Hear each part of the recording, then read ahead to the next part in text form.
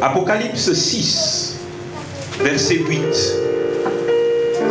Apocalypse 6, Apocalypse c'est le dernier livre de la Bible, donc c'est à la fin. Et vous allez au Apocalypse 6.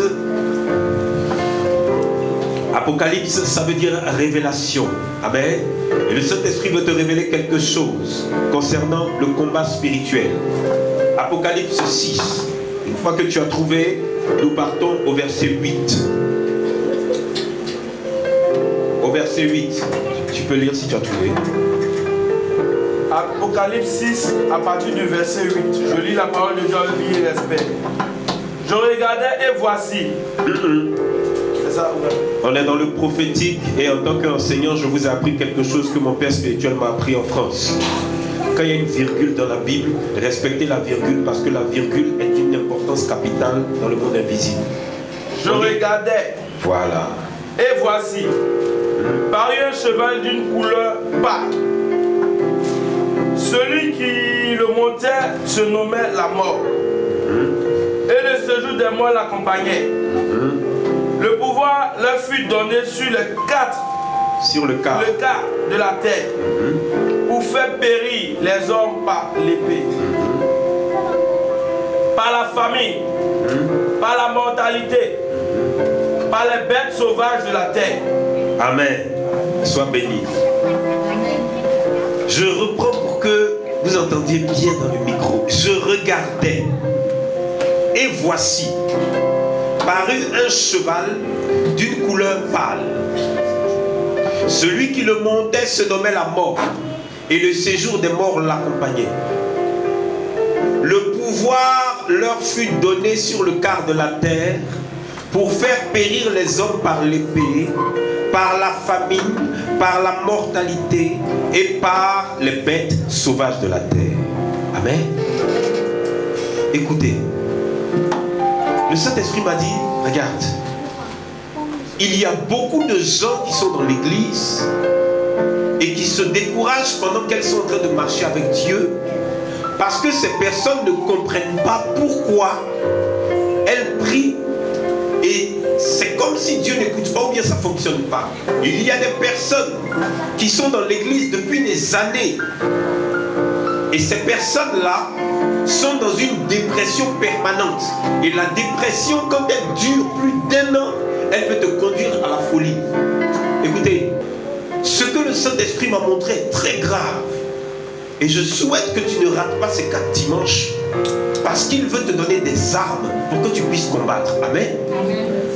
Voici un homme qui marchait avec Christ. Et le Saint-Esprit le prend en esprit pour lui révéler des choses. Amen.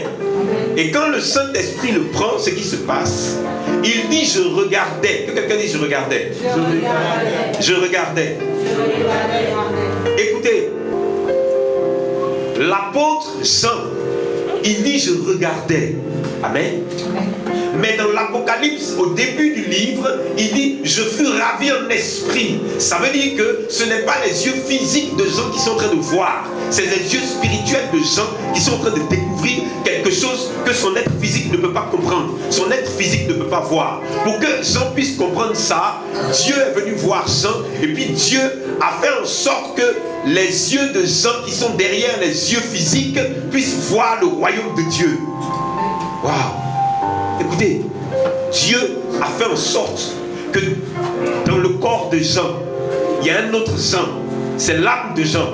Il y a un autre Jean, c'est l'esprit de Jean. Lui, là, il a des yeux. Sinon, Jean, dans son corps, sur son corps, il y a des yeux.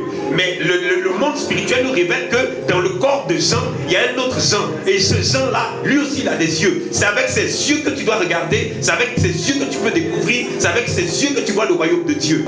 Tu rentres dans des disputes, dans des querelles, dans des dépressions, dans des oppressions. Le problème, c'est que tout ce que tu es en train de faire dans le physique, tu le regardes avec tes yeux physiques. Or, tu dois demander au Saint-Esprit de te montrer spirituellement ce qui se passe. J'étais avec un monsieur hier. On a passé 2 heures ensemble. Et il ne comprend pas. Il travaille, ça ne marche pas. Dans son foyer, ça ne marche pas. Rien ne marche. Et donc, à un moment donné de sa vie, il dit qu'il est parti en profondeur dans le vaudou. Et c'était un homme de Dieu avant. Et donc, quand il demande à Dieu pourquoi ça ne va pas, Dieu vient le prendre en esprit et puis Dieu lui montre qui il est dans le monde spirituel. Donc quand Dieu lui montre lui-même son être dans le monde spirituel, il voit une momie. Il se voit dans le monde spirituel et puis on a mis des bandes sur sa tête jusqu'à ça couvre ses bras, ça couvre sa poitrine, son corps, jusqu'à ça couvre ses 2 pieds. Si Dieu ne lui montre pas ça, il ne peut pas trouver la guérison pour ça. Il faut absolument que Dieu te montre ce qui se passe dans le monde invisible, dans le monde spirituel, pour que tu comprennes ce qui se passe. Et c'est là où par malheur, Satan étant malin, les démons étant malins, ils ont aidé des personnes à aller chez les Kramokoche, ils ont aidé des personnes à aller chez des marabouts, chez des guérisseurs, ils ont aidé des personnes à aller chez des faux prophètes, des faux pasteurs, des faux tout est faux. Il y a imitation de billets de 10 000, de 5 000, de 2 000 francs, donc il y a imitation d'hommes de Dieu aussi. Comment il regardait? Le Saint-Esprit dit, mais il regardait avec les yeux de son âme et de son esprit, pas avec ses yeux physiques. Alors, comment tu vas faire pour atteindre ce niveau? Comment tu vas faire pour atteindre ce niveau? Voilà pourquoi le Seigneur dit, tu vas leur parler des profondeurs des ténèbres, tu vas leur parler des profondeurs de la lumière. Il y a des guérisons, des délivrances que vous ne pouvez jamais obtenir tant que vous n'êtes pas rentré dans les profondeurs de la lumière. Que quelqu'un dise, quittons la surface. Quittons la surface. Quittons la surface. Quittons la surface.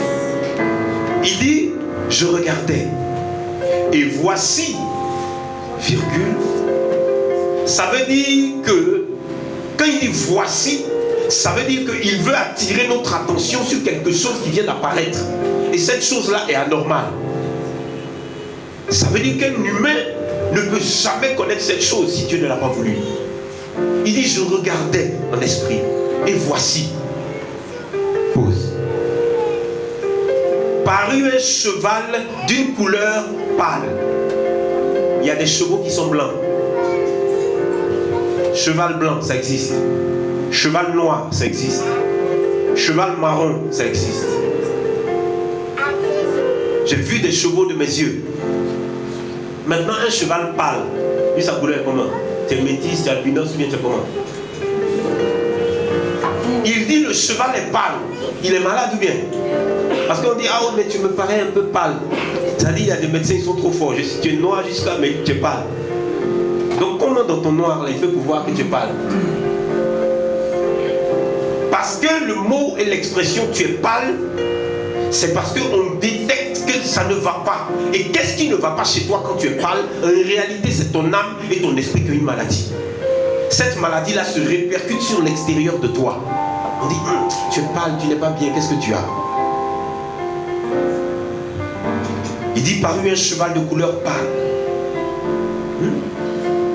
Celui qui le montait, donc le cheval n'était pas seul. Celui qui est sur le cheval a un nom.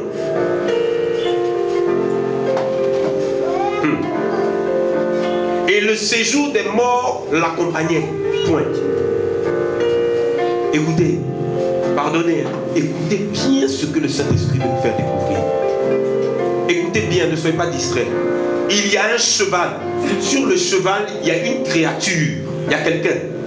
Maintenant, cette créature, de la même manière que tu t'appelles Patrick, Marie-Claire, Hervé, Eric, Romuald ou quoi, lui là, son nom, c'est la mort. C'est son prénom qui est là. La Bible nous révèle ici que Jean, ce qui lui a été révélé, c'est qu'il y a une personne. Une personne, son nom c'est la mort. De la même manière qu'on t'appelle Béatrice là. Il y a quelqu'un dans le monde spirituel, c'est une créature. Son nom c'est la mort. Deux. Quand la mort se déplace avec son cheval, quand il se déplace avec la nation des morts. Saint-Esprit. Il dit, le séjour des morts l'accompagnait. Mais écoutez, qui dans cette salle, un jour, est parti à un enterrement d'un parent, est parti à une levée de corps, et puis s'est rendu compte que la personne qui est décédée là, il y a une autre personne qui est sur un cheval pâle qui est venue la chercher. Le Saint-Esprit me dit, écoute-moi bien. Quand Jésus-Christ est mort à la croix pour vous, Jésus-Christ a été mis dans le tombeau, il n'avait plus de sang. On l'avait vidé de lui-même. On l'a mis dans le tombeau. Quand on l'a mis dans le tombeau, Jésus-Christ est descendu dans les profondeurs du séjour des morts. Jésus-Christ est descendu dans un pays, un royaume qui appartient à un monsieur. Il s'appelle la mort. Et ce lieu s'appelle le séjour des morts. À un moment donné, il a rencontré le chef. Son temps était compté. Il lui fallait 3 jours pour trouver le chef. Il est rentré dans le séjour des morts. Il a cherché où le chef habite. On lui a dit, celui qui a le cheval pâle, il s'appelle la mort, il habite là-bas. Il est parti voir celui qui a le cheval pâle. Mais ce que celui qui a le cheval pâle ne savait pas, c'est que celui qui était en face de lui vivait dans le sein du Père le jour de la création. Et quand les archanges ont été conçus, créés, lui-même qui s'appelle la mort ne savait pas que c'est celui qui est en face de lui qui l'avait créé. Et le séjour des morts, il ne savait pas que celui qui est en face de lui était le chef du chef du séjour des morts. Jésus-Christ était là-bas. Il dit à cet être, je suis venu ici pour l'église. Je suis venu ici pour les chrétiens et les chrétiennes. Maintenant, je suis venu chercher la clé. Il dit, quelle clé? Il dit, je prends la clé de ton royaume et je m'en vais avec ça. Ils ont échangé, ils ont discuté. Il dit, mes enfants qui vont rentrer dans mon royaume ne mourront plus. Je suis la vie éternelle. Je leur donne la vie éternelle et je prends la clé du séjour des morts. Je vais avec ça. Parce que quand j'irai avec ça, tous ceux que Satan attaquera, lorsque la mort viendra, lorsque le séjour des morts viendra, ils n'auront qu'à m'invoquer parce que j'ai la clé et je leur donnerai la clé de la vie. Voilà pourquoi quand tu es malade, quand tu veux mourir, dès que tu invoques le nom de Jésus-Christ, celui qui a récupéré la clé, tu reprends vie parce que le 3e jour il est sorti, il avait la clé avec lui et il a le pouvoir de la résurrection. Il est ressorti. Lorsqu'il est ressorti avec la clé, la résurrection par le Saint-Esprit est venue en lui. Maintenant, il a en main la clé de la résurrection. Il a la clé du séjour des morts. Même quand Satan t'emmène au bord du tombeau, même quand Satan t'emmène dans un cimetière, si tu invoques le nom de celui qui a la puissance de la résurrection, tu reviens avec Dieu dans la lumière. Il dit, mais le séjour des morts l'accompagnait. Maintenant, on va arriver à la partie la plus importante. Écoutez bien, ceux qui sont là, ils font des dépressions. Écoutez, la Bible dit, le pouvoir leur fut donné sur le quart de la terre. L'heure là, c'est mis pour qui? C'est un certain nombre de démons. C'est un certain nombre de créatures qui ont pour but de te tuer, de t'éliminer, de te donner des maladies, pour finir de te donner la mort. Peu importe ce qu'ils vont t'infliger, le résultat c'est la mort. Amen. La Bible dit, le pouvoir leur fut donné. Que quelqu'un dise le pouvoir. Le pouvoir. Le pouvoir, je ne vous entends pas. Le pouvoir. Ok. Le pouvoir leur fut donné sur le quart de la terre. Ça veut dire que sur la terre, il y a des personnes où le pouvoir de cela ne marche pas. Amen. Le pouvoir leur fut donné sur le quart de la terre pour faire périr les hommes par l'épée, par la famine 2, par la mortalité 3, par les bêtes sauvages 4. Écoutez, il y a un esprit, il y a des esprits qu'on appelle des esprits manipulateurs. Amen. Et dans ces esprits manipulateurs, il y a le marionnettiste. C'est un démon. Amen. Il y a celui qui s'appelle trafic d'influence. Amen. Trafic d'influence. Il y a celui qui s'appelle convoitise. Et puis bien d'autres. Je veux m'arrêter aux marionnettistes, au démon appelé trafic d'influence, et puis au démon qui est la mort. La mort, son rôle, c'est de t'infliger la mort. Celui qui s'appelle trafic d'influence, lui, c'est de t'influencer pour que celui qui est la mort ait raison de te donner la mort. Maintenant, le marionnettiste, c'est lui qui... Quand tu vois une marionnette, la marionnette, il y a des fils sur ses pieds, il y a des fils sur ses bras, et puis il y a des fils sur sa tête. Le marionnettiste, sur chaque doigt, il va mettre l'un des fils. Amen. Et quand il met, tu vas voir que pour faire bouger la marionnette, il bouge sa main. Donc quand il tire sur les doigts, ça fait bouger la marionnette là-bas. Amen. Donc ce démon-là, c'est sur toi qu'il met les fils. C'est sur toi qu'il met les fils. Donc son pouvoir, c'est de t'attacher avec les fils. Et donc il va pouvoir te faire mouvoir grâce aux fils. Maintenant, celui qui est trafic d'influence, lui, il va essayer d'influencer ta mentalité. Il va essayer d'influencer ton intellect.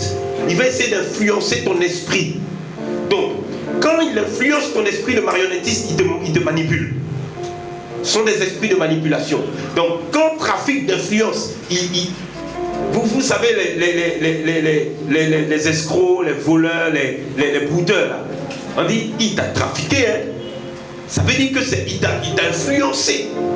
Est-ce que vous comprenez? Donc, la mort, lui, il est là. Et puis, il a un pouvoir, mais son pouvoir est limité. Il faut d'abord que toi-même, influencé par les démons que j'ai cités, tu puisses entrer dans le cadre de la manipulation de ces démons, accepter cette manipulation pour que la mort puisse te tuer. Quel est le but? C'est de te faire entrer dans le royaume avec lequel il se déplace, qui s'appelle le séjour des morts. Amen. Ok. Ce qui se passe aujourd'hui, c'est que beaucoup de chrétiens et de chrétiennes sont sur la terre, sont dans l'église, mais en réalité, ces personnes sont déjà dans le séjour des morts. C'est une question de temps. Et il faut pouvoir briser les chaînes du séjour des morts. Il faut pouvoir briser le pouvoir du séjour des morts. Alors, comment ça se passe?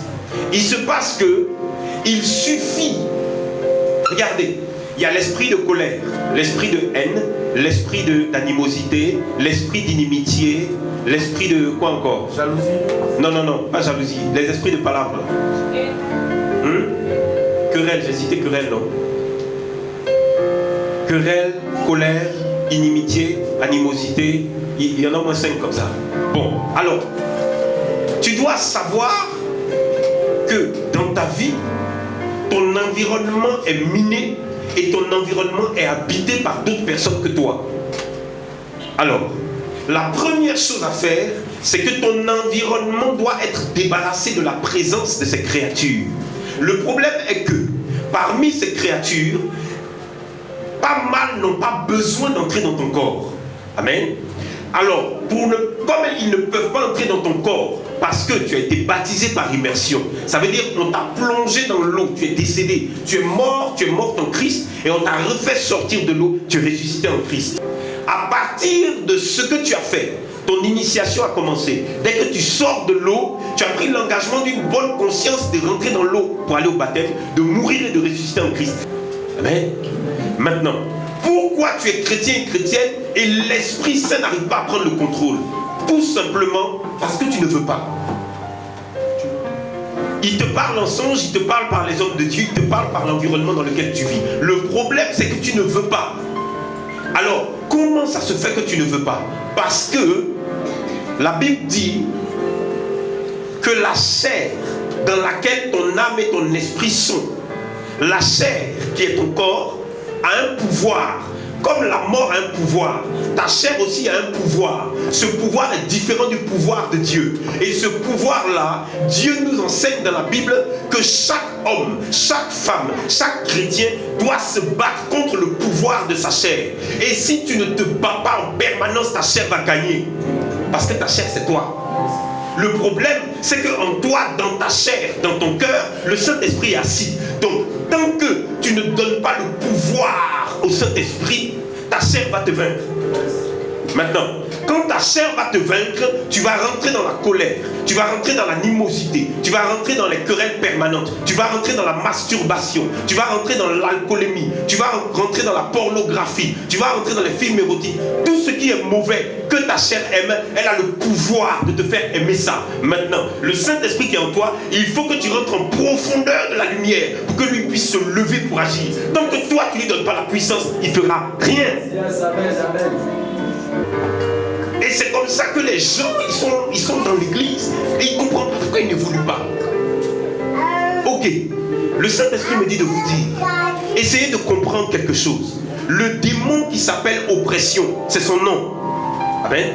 Le démon qui s'appelle dépression, c'est son nom. Le démon qui s'appelle suicide, c'est son nom. C'est lui qui, quand il manipule, quand le manipulateur manipule et que trafic d'influence influence l'esprit, le démon qui s'appelle suicide, il dit viens à la fenêtre, saute, saute, saute. Quelqu'un me parlait sur ma page Facebook, il dit, homme de Dieu, je veux comprendre pourquoi on doit jeûner. Écoutez, le Messie est venu avec des secrets. Il dit, si tu veux vaincre Satan, regarde mon processus initiatique. Sois initié, tu deviendras comme moi, à mon image et à ma ressemblance. Laisse les gens t'insulter, laisse les gens te mépriser, laisse les gens cracher sur toi, sauve des vies, fais ce que j'ai fait, prie pour les malades, sois bon, sois amour, sois miséricorde, sois tempérance.